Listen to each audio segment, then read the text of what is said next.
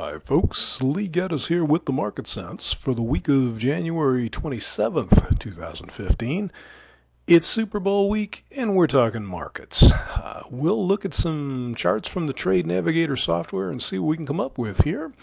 This is the weekly bonds, and bonds made a kind of a spike high. As you can see, they've essentially been running up as long as this chart is.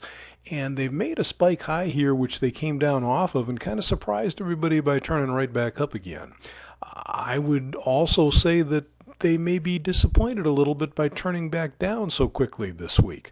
Now, the resistance is up around 151, yeah, let's marginally above the old high. Let's call it 14, just to pick a number. But they haven't gotten up there, and they've turned down, and now we're looking at support at 148.24 as being sort of the important area if they're going to continue to attempt to rally. And they certainly might, don't get me wrong.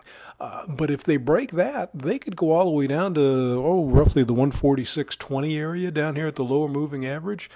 They still wouldn't look bad. They'd actually still look pretty good at that point.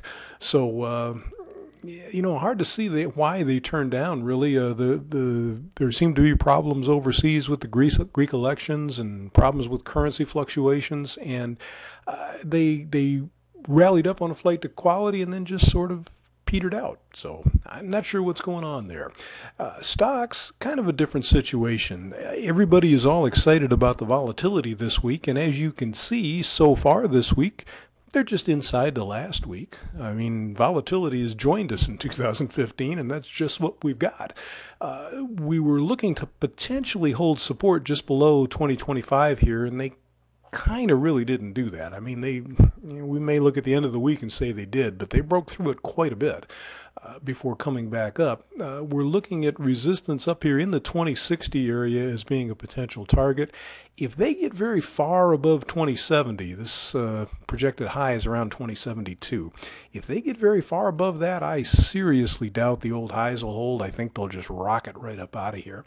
But by the same token, they've got support going down as low as roughly 1985 down here. So we could have plenty more volatility without them doing anything terribly important this week. The volatility is high enough that all kinds of moves could take place without appearing very important. So kind of a tough situation there. So that's what we've got for you today. I hope you can find something profitable to get yourself involved with. If you can't, at least get ready for that Super Bowl. Thanks for checking in to see what we think.